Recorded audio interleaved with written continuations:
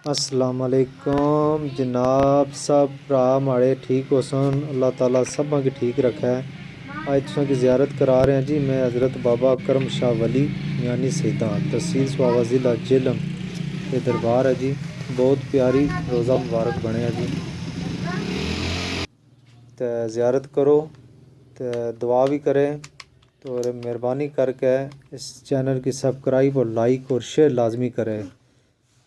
इस वलिया ने सदका शेयर लाजमी करे।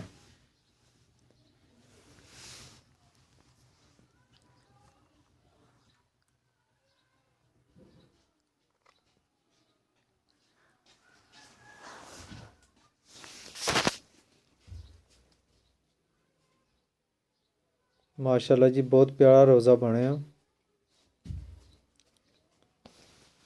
तुसा की दूसरी वीडियो च मैं हज़रत बाबा सलमान गाजी कलंदर, हज़रत बाबा अमीन शाह बुखारी कलंदर मज़ार तुसा की मैं ज़ियारत कराई सी। इंशाअल्लाह पूरी कोशिश है जितने पंजाब विच जितने पठवार विच वली रहने वसने सन उन्होंने तुसा मज़ार में ज़ियारत करावां। पूरी कोशिश है। इस चैनल नाल बिल्कुल नाल रहो।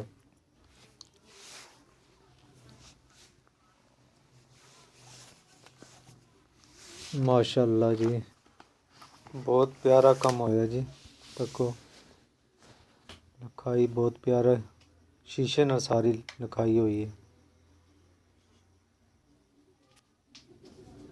शेर माशाअल्लाह।